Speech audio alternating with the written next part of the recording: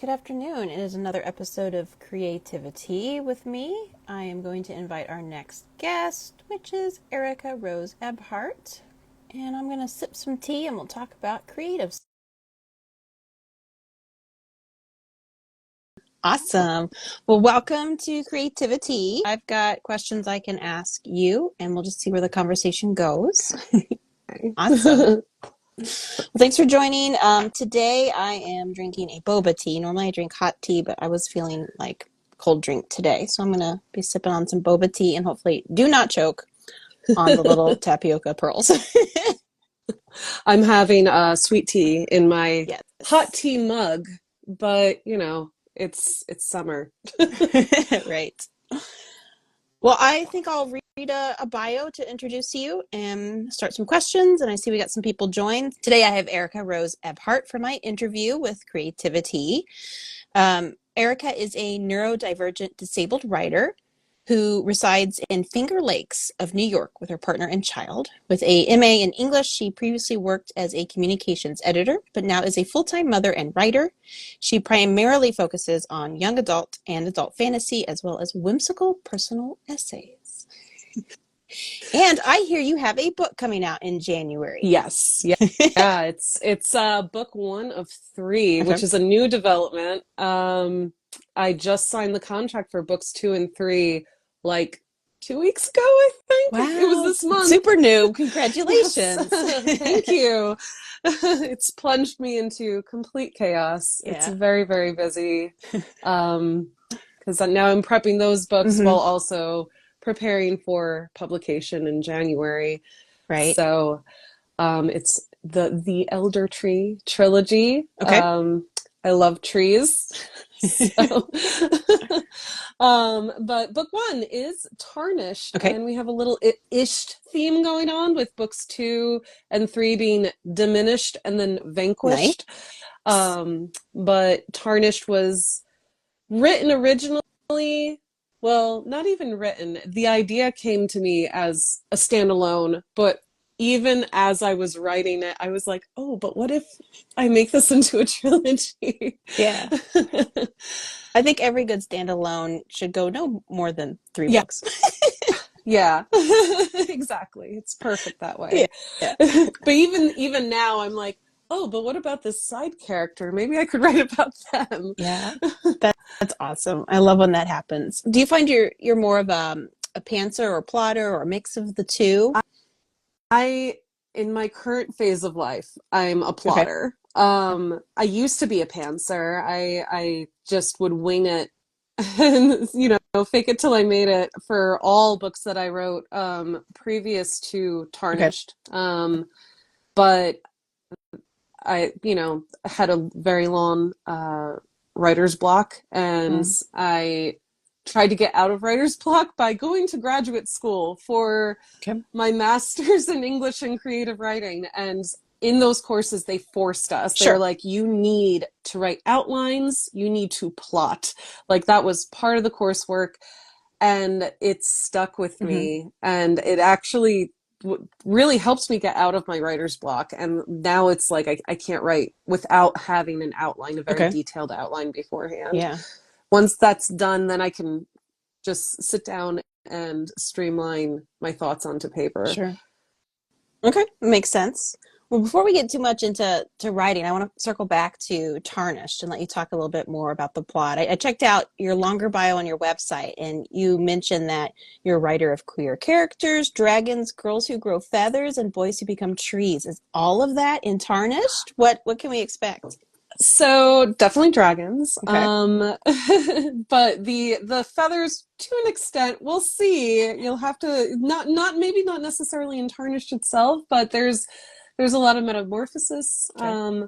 There's a lot of emphasis of kind of discovering parts of yourself that you may not have realized, and it becoming a very open and vibrant part of yourself, whether or not you want it to. But the series overall is kind of acceptance of that. It's learning and grieving and learning to love and and just embracing yourself while also letting go of the wrongdoings of others. But Tarnished is the start of it all.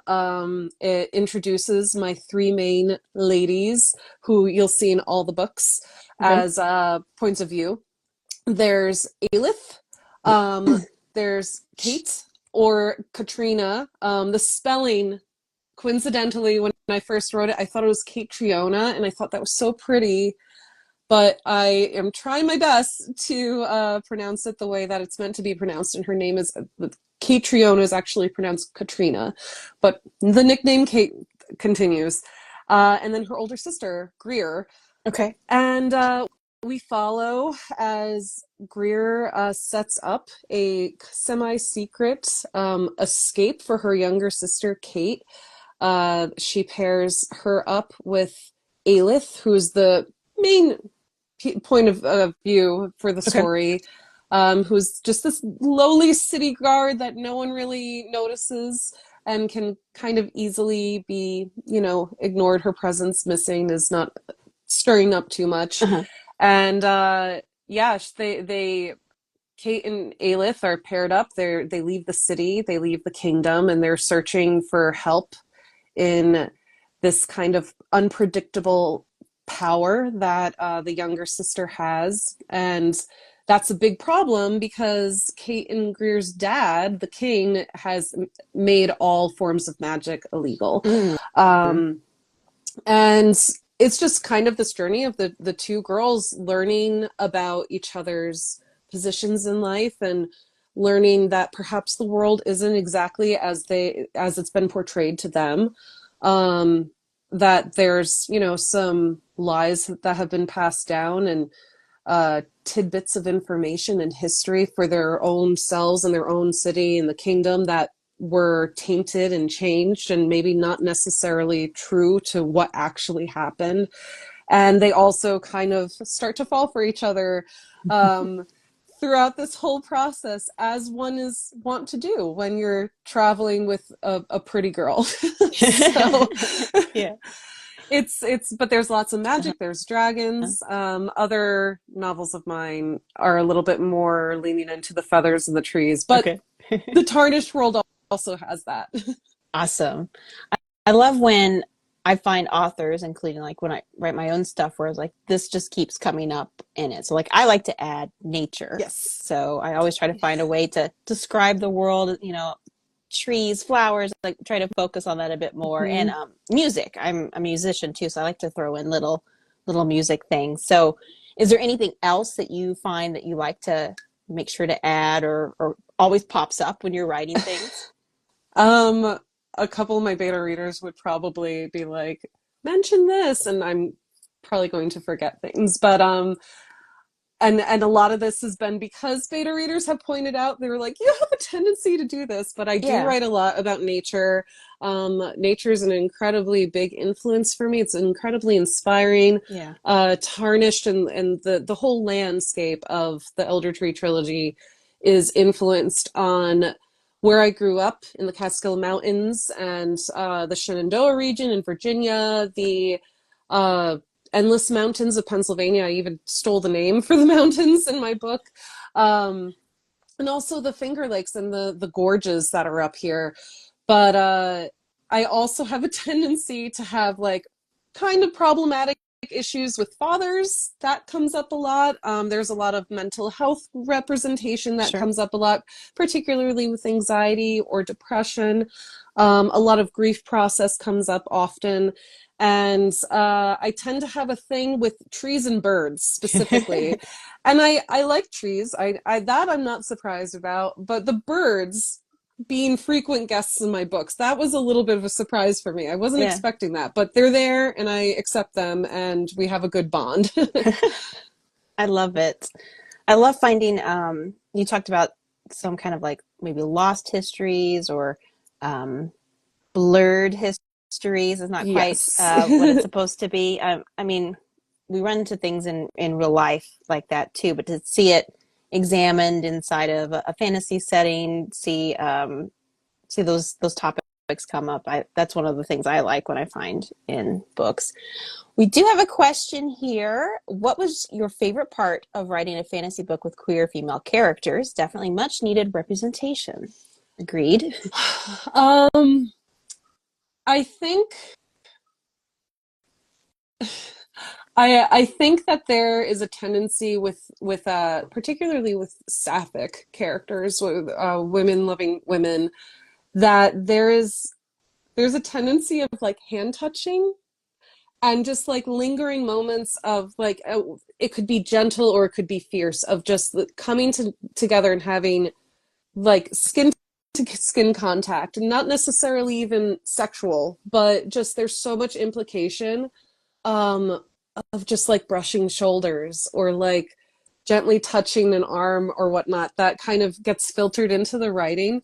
And I love that. I live for it. It just makes me so excited when I'm reading sapphic books and I see that. I'm just like, yes, I eat it up.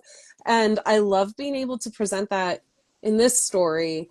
But also, I really adored having Kate kind of have this moment where her whole life she's kind of been on a trajectory of like expectation. She's the spare.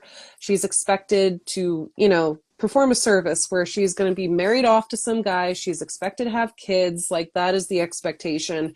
And she's found attraction in men, but she's never really had the opportunity to really consider women. And upon reflection, she realizes like, like I actually like these lingering stares aren't just me like trying to appreciate all of the world. It's actually a little bit more than that, and this is something that I enjoy. And the kind of ready acceptance and joy of that for herself, and also kind of the happy acceptance of her older sister regarding that. Like it's fine. Yeah. It's not making no any big deal. waves. It's just, Yeah. yeah. There's bigger fish to fry in their world right now. Like this is not a big deal. So that's probably the biggest thing. I really enjoyed writing that in Tarnished. There's more regarding queerness in book 2, but I won't get into that. But that book 2 is really like, oh my heart. It's I tried to put everything about being queer and acceptance of self and having others accept you too, into book 2. So I'm excited for when that comes out. Yeah. In another year and a half. Yeah. When you've got a fantasy setting, and you've got this grand plot that has to occur, sometimes that romance exploring that area takes a little bit of that subplot. But when you've got a series, I love seeing it explode more in those next books. So first book Yeah. sounds great. It sounds like the next books will be really cool too, with all that you're going to be able to do with that. Let me double check we don't have any other questions right now before I bombard you. Okay, we're good right now. But anybody who's joined, feel free to ask any questions if you want to. Take us through a day of writing. I know from your bio that you're a parent, you write full time. So what does your writing day look like? How are you balancing everything else in life with getting these next books out? Or are you balancing? I'm not really balancing it very well right now. So I feel like it's seasonal. Everything changes, and it's kind of like we're in this very big transition phase in our home life right now. My son is just finished preschool. He's going to be going into kindergarten. So that's like a whole like, oh, okay, that's a big change. So who knows what it's going to look like in the future. But currently, he's off from school, and I'm watching him full time, and he's only 5. So like he is a little bit like he can sit and play by himself, but he still needs me. He's I have a 5-year-old. Yeah. So typically I wake up between 5 and 6:30 in the morning, and I write until 7:30 when he gets up. So like that morning time is time for me to check all the internet stuff, but mainly to write. And currently I'm revising book 3. Okay. I'm waiting for edits for book 1 to come in. It's just a bunch of juggling from book to book. So I do that until 7:30, and then it's like kid time, with a little bit of sporadic writing throughout the day, until about 5 when my spouse gets off from work. At that point, they're making dinner. I'm back in here, and I write until about bedtime for my son, which is at 8. And at that point, I'm exhausted. So the last few weeks, all I've done by 8 o'clock, after, kissing my son goodnight, I just lay on the couch and I watch Naked and Afraid. I can't do anything else with my brain. Yeah. It's just like, it's done at that point. But I am truly enjoying like waking up so early in the morning, and I come in here and it's just me and my gay book, and I'm very happy. It's a great start to the day. It's a lot. It's a lot. My brain it's a little bit overwhelmed right now.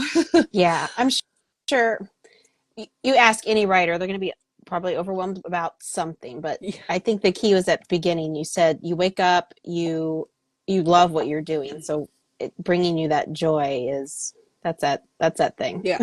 Hold on to that. Yes, for sure. Yeah. And I'm trying my best to take little breaks between, whenever I finish a draft of whichever book I'm working on, I'll stop for a bit. And even if it's just a weekend, it's like I need to switch gears, focus on something else for a little bit, whether it's reading someone else's book or going on a little vacation or something like that. And then I dive back into whatever's going on next. So right now I'm trying my best to finish reading a book and finish the revisions of book 3, with the hope of having a little bit of a break for the 4th of July. It's also my birthday weekend, so I'm like, happy early birthday. Thank you. So I'm hoping that'll be my little break, and then I'll go right back into revisions. Yeah. So with your book coming out in January, so I have one too coming out. It's a sapphic fantasy romance as well. Where are you in this stage? I think you said you just got some edits back. So what's next for you to finally, do you have a cover reveal coming up that we can look out for? What's next? I don't know what the cover looks like yet. I've worked with the artist about what I'm hoping for, so that's being made. I don't know when it's going to come out though. Currently I have the map for the inside of the book is being worked on. That should be out by the end of, I know, I'm so excited. Love a good map. It should be out by the end of August. I have artwork actually that I got this week for my chapter headings. It's something so small, but it's so meaningful because each character it's 3 points of view, and they all have their own little art, and I'm so excited for it. So I got that, and I'm going to reveal that at some point in the near future. But yeah, right now it's edits for Tarnished. It's waiting. It's a lot of waiting. It's waiting for the imagery to get fixed.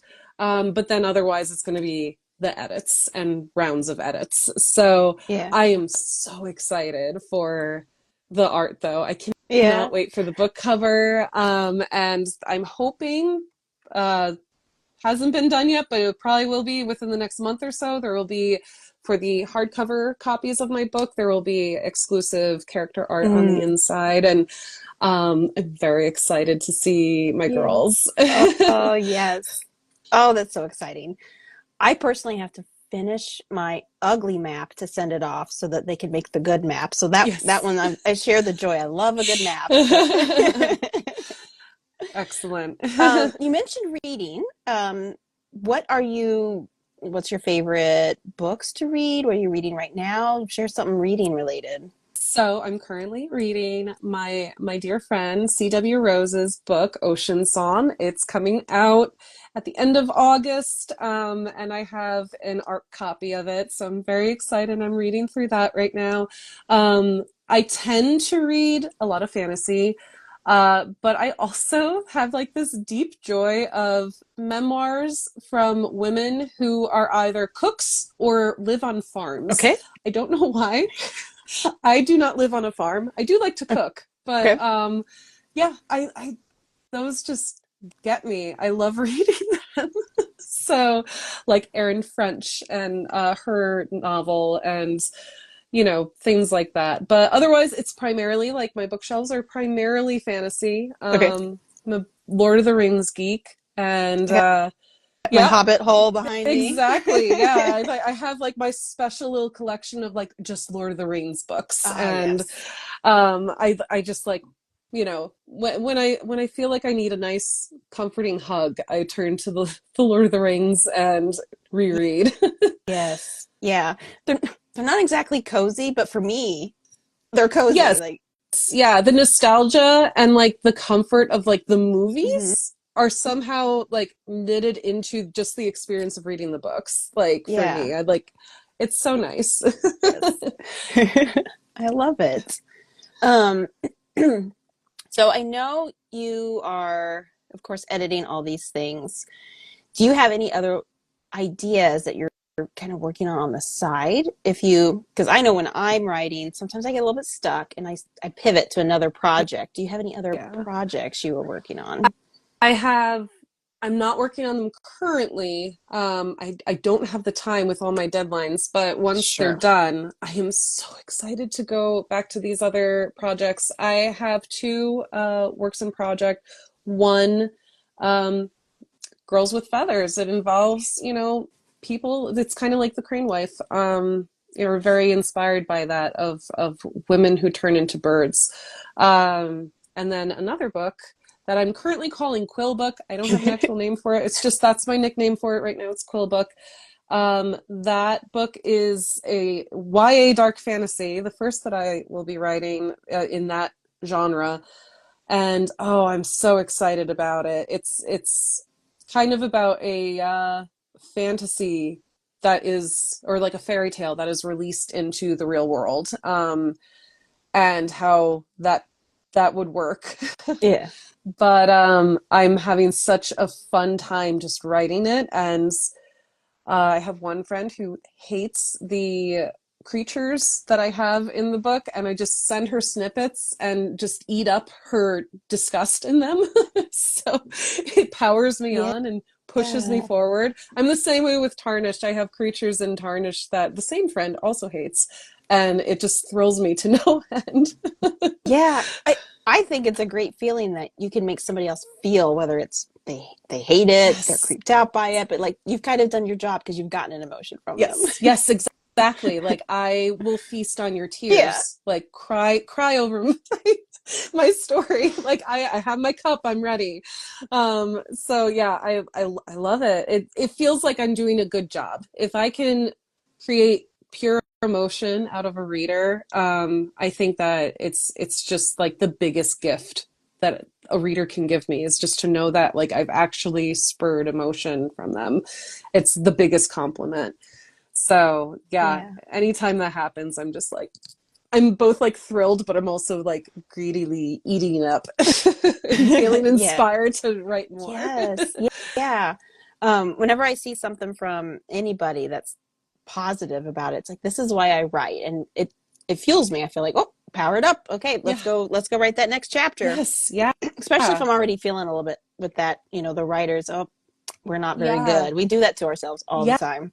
Yes, yeah. A friend of mine, at one point I was just like, oh, and I think all writers go through this, that they have moments where they're like, oh my, is this worth it? Is my writing any Right. good? Like, oh, like you're just feeling a little bit like down on yourself. And a friend was like, you should go and read your past beta comments, like the nice ones. Just Yeah. like go through those and see people's reactions. And that's what I did. And it did make me feel so much better. I was like, okay, like this was the little umph that I needed. And like the reminder that like my writing isn't terrible. And, it's like these are the comments from a draft. So like surely the finished product is much better. Um, but yeah, just that little umph. It's a comfort, and it really does help to get the focus on writing again. Yeah, exactly. I think we've got time for maybe one more. So, I find this one kind of fun. It's around the inspiration topic. So you talked a little bit about nature. Like for example, with my novel, I was really inspired by RPGs, role-playing games. And so if you've ever played a game that's got non-human races in it, like my book's got some iguana-type creatures, Ooh. they're humanoid, and some kind of cat humanoid creatures in them. So I was really inspired by RPGs specifically for this book that's releasing. For your Tarnished, was there something that just like inspired it right off the bat? You will laugh at this, but also RPGs. Yeah. So the character Kate is actually inspired by the D&D character that I was playing for a couple of years. And then I had a child, and like, you know, playing 4-hour games was kind of hard, and I also was exhausted. Yeah. So unfortunately I had to stop playing D&D. And that character got, you know, put aside, and I love that character so much.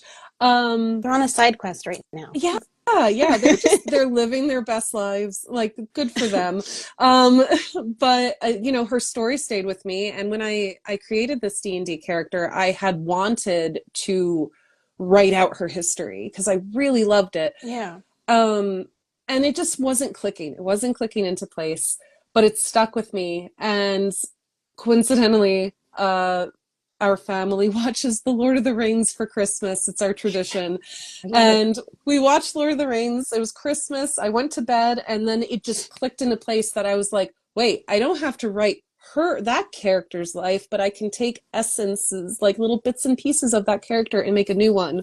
And what if, you know, there was this kind of quest where, you know, this girl, this princess with this ghastly secret is traveling over the land, very Lord of the Rings-esque. Yeah. And it's not that there's some strapping dude in, you know, armor that's helping her. What if it's another girl? What if they fall for each other? What if it's a, like, I don't care what's happening to you, I love you anyway element?